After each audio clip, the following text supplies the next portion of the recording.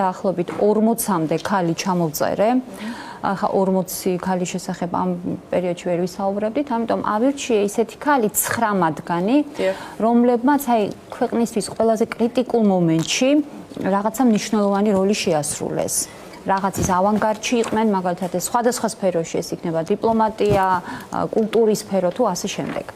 ეხლა რომ დავიწყოთ, აი, როდესაც ზოგადად ჩვენი ქვეყნის ისტორიაში ქალებზე რო გვიწევს საუბარი, ერთ-ერთი პირველი ხა ქალი ვინ შეიძლება გაგვახსენდეს, ეს არის თამარ მეფე, მაგრამ თამარზე მე დღეს არ ვაპირებ საუბარს, თამარის ეპოქის ორ ქალზე, რომელმაც აი საქართველოს დიპლომატიის ისტორიაში თქვეს თავიანთი სიტყვა. ეს არის ყველა მივხვდით ალბათ, კრავაი ჯაყელი და ხუაშაბ ცოქალი. უბრალოდ ეხა არანაირი ვიზუალური მასალა ცხადია არა გვაქვს, ეს არის ხელოვნური ინტელექტის ინტერნეტში ნახე. კრავაი ჯაყელი ასე წარმოგვიდგინა ხელოვნურმა ინტელექტმა. ანუ სიტუაცია რო შევიხსენოთ, რა ხდებოდა და რატო იყო მათი როლი მნიშვნელოვანი. როგორც ვიცით, აი თამარის გამეფებას სამეფო კარზე მოყვა მნიშვნელოვანი წინააღმდეგობა. ერთ-ერთი მხარე, ვინც გამოვიდა ოპოზიციაში, ეს იყო მე მომწონს მათი დასახელება, ეს იყვნენ უგვაროები, რომლებიც აი გიორგი მეფის დროს იყვნენ დაწინაურებულები, მაგალითად ვიღაცის ნაყმევი რო თანამდებობაზე დააყენა, მე იმ ჯგუფმა აღარ მოინდომა თამარის ქვეშევრდომობა. ერთი ნაწილი ეს იყო და მეორე იყო აი დიდგვაროვან ფეოდალთა ჯგუფი ყულთლო არსლანის ხელმძღვანელობით, რომელსაც ჰქონდათ იდეა, რომ მაგალითად ისნის სასახლის გვერდით, ისნის სასახლი დღევანდელი მეტეხის ტერიტორიაა, სადაც თამარ მეფის დროს იყო სამეფო სასახლე, გაკეთებულიყო ადგილი, ანუ კარავი დაარქვეს ამ ადგილს, რომელიც იქნებოდა საკანონმდებლო სივრცე, სადაც მიიღებოდა, ისინი მიიღებდნენ ყველა გადაწყვეტილებას. თამარს უბრალოდ რჩებოდა, კი, დათანხმება. უბრალოდ ხო. ანუ ეს ნიშნავდა მეფის ხელისუფლების შეზღუდვას მაქსიმალურად. ეხლა ეს იყო პარლამენტის პირველი იდეა, რაც ჩდება საერთოდ მსოფლიოს ისტორიაში, მე მგონი, თუმცა იმ პერიოდში ეს იყო ძალიან უცხო ქართული სახელმწიფოსთვის და განიხილებოდა როგორც სახელმწიფო გადატრიალება.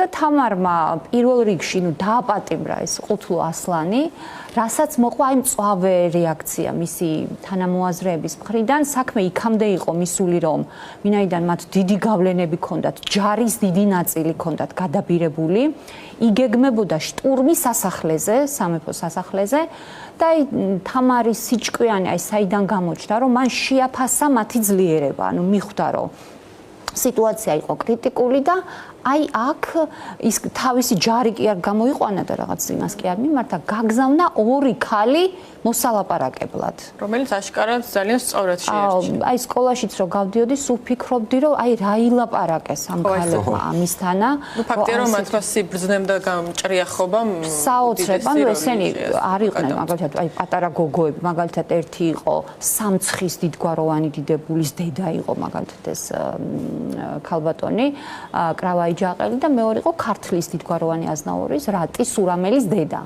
და ამ ქალებმა აი თავიანთი დიპლომატიით ისე შეატრიალეს სიტუაცია, რომ პირიქით ამ დასმა ითხოვა ხელშეუხებლობა. და სიტუაცია ჩაწყნარდა და მიიღო კიდევაც, რა თქმა უნდა, და თამარისთვისაც იყო გამართლებელი ის, რომ მან დარბაზს გაუზარდა უფლებები და საუკეთესოდ დამთავრდა ეს ამბავი და ამ ქალბატონებმა ქართული დიპლომატიის ისტორიაში მნიშვნელოვანი წვლილი შეიტანეს და ნამდვილად აღფრთოვანებას იმსახურებს. ეხლა რო გადავიდეთ, ანუ 9 ქალზე უნდა ვისაუბროთ, უკვე მე-19 საუკუნეში, რო გადმოვინაცვლოთ, მე მინდა მე-19 საუკუნის ქალებზე რო ვფიქრობ და ერთ-ერთი საკვანძო ქალი, ანუ მნიშვნელოვანი ფიგურა ჩემთვის ყოველ შემთხვევაში არის ქართველების მადამ რეკამიე, როგორც მას იონა მეუნარგიამ შეარქვა, ეს არის მანანა ორბელიანი. ეხლა მანანა ორბელიანის სალონის შესახებ ჩვენ ყველას გვაქვს ინფორმაცია, მაგრამ უშუალოდ აი რა ეპოქა იყო, რა ხდებოდა მაგ დროს საქართველოში. იყო რა ვითარება, ეს არის მანანა ორბელიანი. გვარდ გუბერნიის ნაწილი, თუ კი რამე აქტივობა ხდება, მაგალითად, იქ თუ გაიხსნა რამე გიმნაზია, სასწავლებელი, ყველაფერი იყო პრაქტიკულად რუსულ ენაზე. ეკლესიაში ავტოკეფალია წართმეულებს ისედაც რუსულად მიმდინარეობდა წიროდა, თუ კი სადმე ისმოდა ქართული, ისიც ძველი ქართული, ისმოდა ეკლესიაში. გარდა ამის არ არსებობდა თეატრი, იმიტომ რომ ეს არის პირველი ნახევარი. იმიტომ რომ მთელი დასი განადგურდა აღა მაჰმად-ხანის შემოსევის დროს და აი ესეთ ვითარებაში აი ქალმა შექმნა საზოგადოებრივი თავშეყრის ადგილი და ის არ ყოფილა მხოლოდ მასპინძელი აი ამ სალონის. ის იყო ძალიან აქტიური მონაწილე 1832 წლის შეთქმულების. ინიკრებებოდა ეს სტუმრებიც. და იმ პერიოდის აი ყველაზე პროგრესული ნაწილი, მაგალითად, იქ მომზადდა ეს შეთქმულება და ერთ-ერთი ვერსიით კი არა, ეს სარწმუნო ვერსია, მანნა ურბელიანის სახლიდან უნდა დაწყებულიყო აჯანყება. იგეგმებოდა, რომ იქ წვეულებაზე უნდა მოეწვიათ ეს რუსი გენერალიტეტის სარდლობა, იქ უნდა დაეხოცათ ესენი და აქედან დაიწყებოდა ეს მოძრაობა, მაგრამ როგორც ვიცით, ჩავარდა ეს აჯანყება და შემდეგ უკვე აი ბოლო მაჯისცემა, რასაც ქვია საზოგადოებრივი, მან შეჩერდა 1832 წელს. მაგრამ ეხლა რა გააკეთა მანანა ორბელიანმა? 1845 წელს რუსული თეატრი გაიხსნა, 47 წელს დაიწყო იტალიური ოპერის მშენებლობა და ასეთ დროს აი მანანა ორბელიანმა მიიყვანა ვორონცოვთან ახალგაზრდა დრამატურგი გიორგი ერისთავი. და უთხრა რომ კარგია თქვათ ეს რუსული თეატრის ყველაფერი, მაგრამ ჩვენ გვაქვს ქართული პიესები, გვყავს დრამატურგი, გვყავს მსახიობები და ჩვენ მზადვართ გავხსნათ ქართული თეატრი და აი მისი დაჟინებით და აი თხოვნით და ასე ვთქვათ დიპლომატიით შეიძლება ითქვას, გაიხსნა პირველი ქართული თეატრი, რომელსაც აი პირდაპირ რომლის ინიციატორი იყო მანანა ორბელიანი, გაყრა, დაიდგა და შემდეგ გვაქვს ფოტოებიც არის ამ თეატრის. ჯერ თავიდან და გიმნაზიაში გაიხსნა ეს თეატრი პირველ სკოლაში, მაგრამ მერე თეატრისთვის მოხდა გამონახვა შენობის. იქ სადაც დღეს არის თავისუფლების მოედანი, იქ გვერდით, აი სავაჭრო ცენტრი როა გალერეა, აი ეს შენობა არის. იქ იყო პირველი ქართული თეატრი.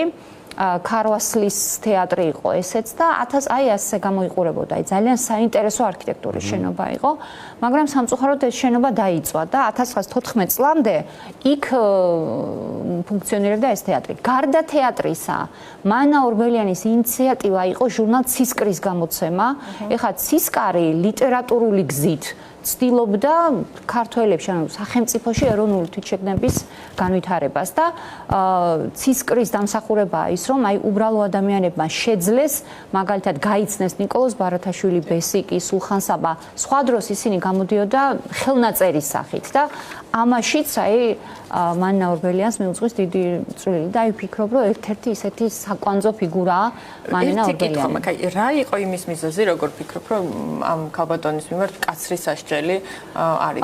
ერთ-ერთი მიზეზი იყო ის, რომ დაინდეს, ხო ფაქტობრივად. თუმცა მის სალონზე მკაცრი კონტროლი დაწესდა, მაგრამ აი მამაკაცებმა აიღეს თავიანთ თავზე ბრალი. სხვათა შორის იმ შეთქმულებაში არაერთი ქალი მონაწილეობდა, მაგრამ აი ამ სხვებმა, მაგალითად იგივე ლუარსაბ ორბელიანს სხვებმა აიღეს თავის თავზე პასუხისგებლობა და მიუხედავად მათი გადასახლება არ მომხდარა ქალების. აი ესეთი სიტუაცია იყო.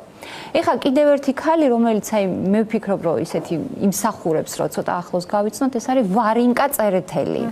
ეს არის ცნობილი, ლეგენდარული სულიკოს ავტორი, რომელსაც მოუწია ბრძოლა საავტორო უფლებებისთვის და ესეც იყო ერთ-ერთი პირველი შემთხვევა.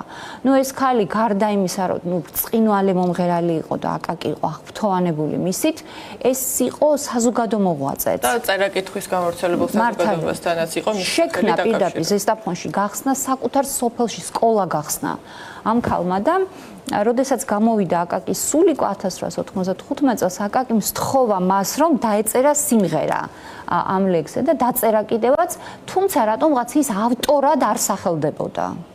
და 1927 წელს, როდესაც მოსკოვში გაიმართა კულტურის დღეები, საქართველოდან ეს მეჩომგურე ქალებმა, ესეთი ანსამბლი იყო, იქ შეასრულეს ვარინკა წერეთლის აი სულიკო და ავტორად ხალხური მელოდია არის. ანუ ავტორად ის არ იქნა დასახელებული და აი ამის შემდეგ ის იწყებს ბრძოლას აი საავტორო უფლებებისთვის და მოიგო კიდევაც ეს ბრძოლა და მართალია კომპოზიტორთა სახლს მოუვიდა დოკუმენტი, რომ ნამდვილად ვარინკა წერეთელი იყო ამ მელოდიის ავტორი, ის არც ერთ სანოტო ნუსხაში მაინც არ იქნა შეტანილი. ესეთი რაღაცა უცნაური სიტუაცია ჰქონდა. სხვათა შორის ის ილიას ეუბნებოდა, რომ მე შენს ლექსსაც ავამღერებო ილიაზე თქვა, მაგრამ შემდეგ მისი პირადი ტრაგედია მითამაშა გარკვეული როლი, მაგალითად ძალიან ახალგაზრდა დაქვრივდა და ბოლოს ერთადერთი ვაჟი გარდაეცვალა პარიზში და ამობენ რომ აი 7 წლის მანძილზე საერთოდ მზის შუქი არ უნახავს, აი სიბნელეში იყო და საბოლოოდ გარდაიცვალა და ის დაკრძალეს აი სულიკოს ხანგების თანხლებით. ზესტაფონში არის დაკრძალული, აი ესეთი აი აკაკი და ვარინკა წერეთლის ფოტო არის და აი ესეც აკაკი და ვარინკა წერეთელი. კიდევ ერთი ქალი, რომელზეც აი მე სულ მინდოდა ბევრი მესაუბრა და ხელოვნების სასახლის მუზეუმში, სადაც მისი ნაკეთობებია, ხშირად ბევრს საუბრობ ხოლმე, ეს არის მანაბა მაგამედოვა. აი ხშირად აი მანაბათი იცნობენ მას. ეს ქალი იყო 4 წლის ასაკში ჩამოიყვანეს ის დაღესტნიდან და 67 წლის განმავლობაში ის ცხოვრობდა თბილისში, აი სიონის ეზოში, აი როგორც თვითონ ამბობს და აი მე იყო მხატვრული დამუშავების ოსტატი, აი ეს ქალბატონია და აი ამოვიწერე უბრალოდ რა დარგში იყო ეს ქალი პროფესიონალი. აი მაგალითად მუშაობდა სევადის, გრავირების, ზარნიშის, ცვარას, ფილიგრანის, ტიხრული და გამჭვირვალე მინანქრის, ჭედურობის და ინკრუსტაციის ურთულეს ტექნიკას იყენებდა და აი ქმნიდა ეს ქალი აი საოცარ ნაკეთობებს, აი კაცის ხელი რო სჭირდება ესეთ ნაკეთობებს. და ეხლა რატომ არის ეს ამ ქალმაც აი კრიტიკული როლი როგორ შეასრულა აი ამ მიმდინარე მოვლენებში 1959 წელს ხრუშოვმა ხო არ დამავიწყდეს იმის თქმა რომ იყო სამხატვრო აკადემიის პედაგოგი ეს ქალი და 1959 წელს ხრუშოვმა გამოსცა ბრძანება, რომლის თანახმად ამ ბრძანების თანახმად სამხატვრო აკადემია უნდა ყოფილიყო მხოლოდ ლენინგრადში. ანუ დანარჩენი აკადემია ყველა უნდა დახურულიყო და მაშინდელმა რექტორმა აპოლონ ქუთათელაძემ მანაბას თხოვა დაემზადებინა თამარის ყელსაბამის ასლი. და დაამზადა მან ეს ასლი და როდესაც მოსკოვში საქართველოსდან იყო დელეგაცია წასული საბჭოთა კავშირის კულტურის მინისტრს ფურცევა იყო გვარად გადასცეს ეს ნაკეთობა და აი იმდენად შთამბეჭდავი იყო ეს ნაკეთობა რომ აკადემია დაიხურა კი არა დაემატა ფაკულტეტი რომელშიც შედიოდა ესეთი დეკორატიული მიწერია პირდაპირ დეკორატიული და გამოყენებითი ხელოვნება აი ესეთი ფაკულტეტი დაემატა აი რაღაც ძალიან შთამბეჭდავი ქალია თან ამ ქალმაც აი აღიარებისთვის დიდი ბრძოლა გამოიარა, იმიტომ რომ მის გამოფენებში წელიწადში 4-ჯერ აწყობდა გამოფენებს თბილისში, საქართველოში და ერთხელ დაღესტანში. საქართველოში არ ფენდნენ მის ნაშრომებს, იმიტომ რომ ამბობდნენ რომ ეს არ არის ქართული ორნამენტიო და სულ უწევდა ბრძოლა და მტკიცება რომ ნამდვილად ქართულია. იგივე ხდებოდა დაღესტანში. ეუბნებოდნენ რომ არ არის. დაღესტნური არ არის. დაღესტნური არ არის და აი იყო მაგალითად ნივთები, რომელსაც საერთოდ არ აჩენდნენ, იმიტომ რომ ფიქრობდნენ, რომ აი ამ დროს არის საოცარი ნაკეთობა და მისი ნაკეთობები არის აი ხმლები, ხანჯლები. კი. ხელოვნების სასახლის მუზეუმში. კი ბატონო. და კი, საოცარი ნაკეთობებია და ჩემი განსაკუთრებული სიყვარული აი ამ ქალებს შორის ეს არის ელენე ახვლედიანი.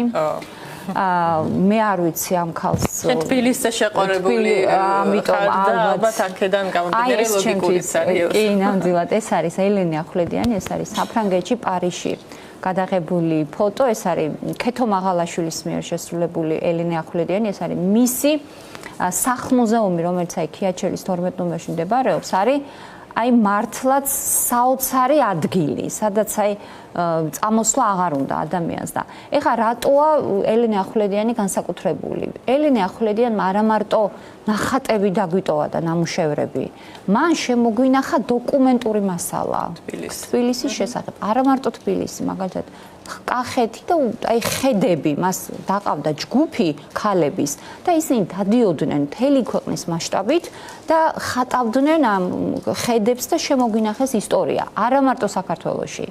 მაგალითად, ეხლა ჩვენ შეგვიძლია ვნახოთ მისი შემოქმედების რაღაცა სახლები, მაგალითად, რამდენიმე სახლი თბილისში დღეს არ არსებობს და შემონახულია ელენე ახვლედიანის შემოქმედებაში. აი მაგალითად თუ გაჩვენებენ ხა ერთ სახლს, ეს არის რამდენიმე სახლია, თან ის იყო განსაკუთრებით შეყვარებული ძველ თბილისზე და როდესაც აი დავდივარ ხოლმე ვფიქრობ, რომ კიდევ კარგი ეს ხალი არ ხედავს, ვერ ხედავს, როგორ არის ეს ქალაქი დალეწილი, ქალაქის ისტორიული უბანი, აი ძველი თბილისი, სადაც მას განსაკუთრებით უყვარდა ყოფნა, როგორ არის საერთოდ შეცვლილი, ალბათ გაგიჟდებოდა. არაერთი სახლი აქვს გადარჩენილი, მაგალითად სახლში, სადაც ის ცხოვრობდა წინ იყო სახლი, რომლის დემონტაჟს აპირებდნენ და არაფრით არ მისცა ამის უფლება და აივნები, უამრავი აივანი, როგორც ჩანს ფარაჯანოვსაც ხო აქვს ნათქვამი, რომ თბილისი ჩემთვის ელენე ახვლედიანი. რა თქმა უნდა, კი ბატონო. თუ შეიძლება ხო რეჟისორს რომ გვიჩვენოს ნახატები რო გვაჩვენოს ნამუშევრები.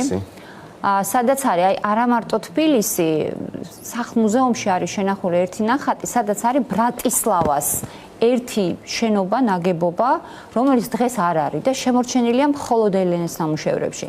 ეხლა თქვენ წარმოიდგინეთ, რომ ჩადიხართ სხვა ქვეყანაში და ნახულობთ შემოქმედებაში ისეთ ნახატს, ეს არის სიღნაღი. ელენე ახვლედიანის წარმოიდგინეთ, კი აღადგინეს ეხლა სიღნაღი, მაგრამ ასეთი ხო არ არის. ეს სახლი არ არსებობს დღეს.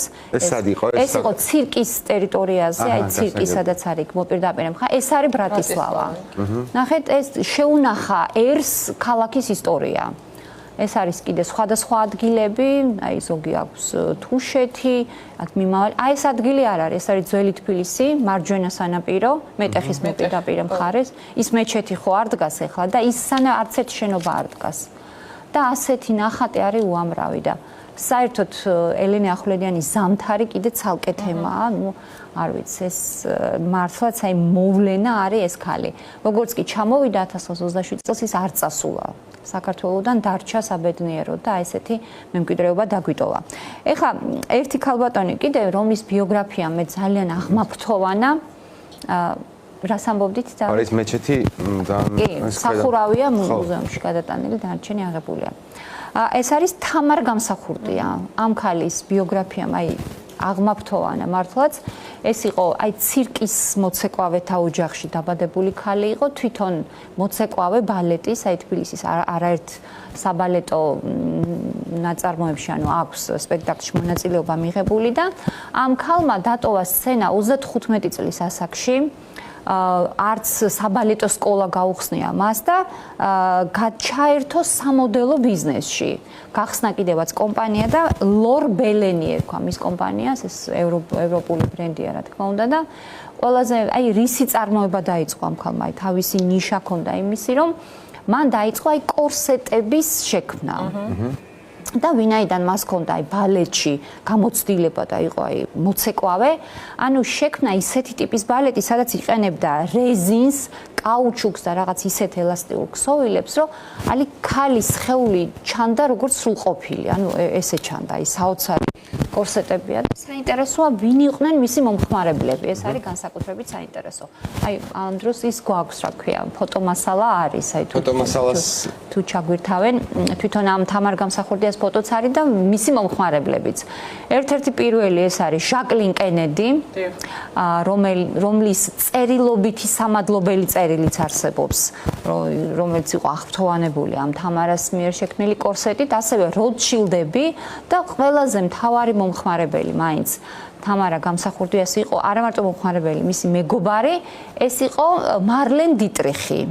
აი მისი ცნობილი, აი ძალიან ისეთი რომ მოგწონს, ეს არის თამარა გამსახურდიას კორსეტებში და როდესაც 1963 წელს ჩამოვიდა მარლენ დიტრიხი საბჭოთა კავშირში, მას ეცვა კორსეტი, სპეციალურად მისთვის შექმნილი კორსეტი, რომელიც აი კაუჩუკის ფირფიტებისგან დაამზადა მან და იყო აი ძალიან შთამბეჭდავი. როგორც ჩანს, ვიზუალური მასალა არ გვაქვს. ამ დროს წესით უნდა გქონდეს, ძალიან შთამბეჭდავი მასალა იყო.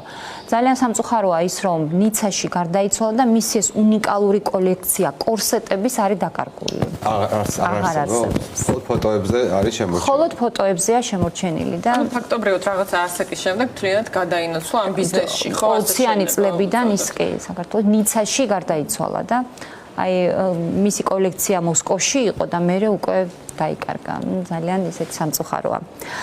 კიდევ ერთი ქალბატონი, რომელიც იყო აი გამოჩნდა კორსეტი. აი ყოფილა. თამარ გამსახურდიას კი ეს ხო ის არის ინტერნეტიდან აღებული მასალა, ეს არის თვითონ აი აქ ჩანს მისი კორსეტი და თუ ერთი მარლენ დიტრიხს გვაჩვენებენ ძალიან შთამბეჭდავია, ძალიან ორიგინალური. და იმ პერიოდში აი როგორ მოაფიქრდა ეს კორსეტები, აი ბრენდი კორსეტის არის მისი გაკეთებული. და კიდევ ერთი ქალბატონი, ეს არის პირველი სამეცნიერო ხარისხის მფლობელი ეკონომიკის დარგში. ეს არის ლიდია პაპასკირი. ეს ქალი ჩხოროწყუელია, სოფელ ახუთიდან არის მისი წარმომავლობა და ძალიან კარგი იქნება თუ გვაჩვენებენ ისტორიულ ოდას ახუთში, სადაც ეს ქალი დაიბადა.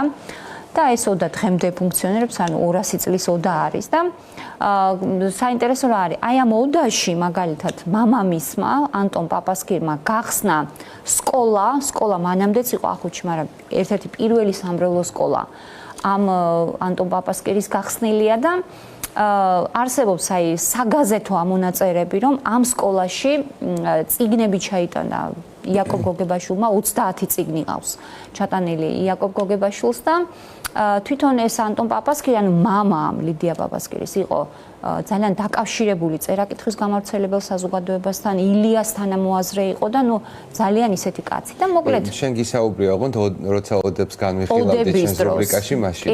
კი, და ეს ძალიან შთამბეჭდავიო და კარგი იქნება თუ ამ სურათს გვაჩვენებენ. და ეს ლიდია პაპასკირი მან მამამისის აი სკოლა კი გაიარა, მაგრამ მერე უნივერსიტეტის პირველი გამოშვების სტუდენტი იყო, როგორც კი გაიხსნა და 1919 წელს 19 ადამიანს შორის იქნა შერჩეული და გაუშვეს ევროპაში სასწავლებლად. ის იყო ბერლინში, აი ეს ქალბატონია ლიდია პაპასკირი. და ბერლინის შემდეგ ის 1 წელი მუშაობდა დანიაში, ნუ დაინტერესებული იყო, რა თქმა უნდა, სოფლის მეურნეობით. დანიაში სწავლობდა მეცხოველეობას და წარმოიდგინეთ 1924 წელს მან შექმნა, იმუშავა სადისერტაციო ნაშრომზე და მისი საბედისწერო შეცდომა თუ არ ვიცი რა დავარქვა 1926 წელს ის ჩამოდის საქართველოში. ეხლა აქ ისეთი რეჟიმი დახვდა, რა თქმა უნდა, მისი ოჯახი მოყვა რეპრესიების ქვეშ და მამამისი ილიას თანამოაზრე ქართული სკოლების შემქმნელი დახვრიტეს ეს კაცი და თვითონ ეს ლიდია პაპასკირი იყო გადასახლებული, ორჯერ გადასახლებული. და მერე 7 წლით, საერთო ჯამში 17 წლით ამყოფეს ეს ადამიანი, ასეთი ინტელექტუალი ციმბირში და სხვა ადგილებში და ნუ გარდაიცვალა უშვილძიროდ. მაგრამ ეს არის პირველი სამეცნიერო ხარისხის ეკონომიკის დარგში პირველი სამეცნიერო ხარისხის მქონე ქალია ლიდია პაპასკირი. სფეროშიც ჩვენი ქალები გამოირჩევენ. ძალიან. სამწუხაროა, რომ ის არც ოდა გამოჩნდა და არც საინტერესო რამდენიმე ფოტო. დიდი იმედი მაქვს, რომ ბოლო ქალბატონი, ვინც მინდა გავიხსენოთ, ეს გამოჩნდება, ეს არის ანა ვარდიაშვილი, ყვარელიდან, სოფელ საბუედან, სწავლობდა თელავის სკოლაში და ეს ქალი ცნობილია როგორც პირველი მედუდუკე ქალი. ელენე ახვლედიანის კლასელი, ანუ ერთ მერხთან იწყნენ, აი ეს ქალბატონია. და მამამისი იყო ქაქუცას თანამოაზრე და დახვრიტეს აი ქაქუცას ჯგუფთან ერთად და საინტერესო რა არის რომ როდესაც აი დუდუკზე ასრულებდა რომანსებს ეს ქალი და დუდუკი ითვლებოდა აი ჭალებში პადლის ინსტრუმენტად სცენაზე მისი გამოტანა ეთაკილებოდათ და არ უშვებდნენ ამ ქალს სცენაზე. მე მგონი მისი დუდუკის ხმა უნდა ისმოდეს ახლა ეს. თუ ჩაგვირთავენ, აბა თუ არის მუსიკა პარალელურად ისმის. ხო, ჩვენ არ გვესმის და მოკლედ მე ამბობდნენ რომ საერთოდ დუდუკი არ არის ქართული საკრავი და საერთოდ ცდილობდნენ ამ დუდუკის ამოღებას და მისი ქალიშვილის ინტერვიუ მაქვს მოსმენილი, სადაც ამბობს რომ აი ქსოვრელსო დედამას სწავლაო ეს დუდუკიო და მე ქსოვრელებმა შექმნეს ანსამბლი და განავითარეს ეს დარგი.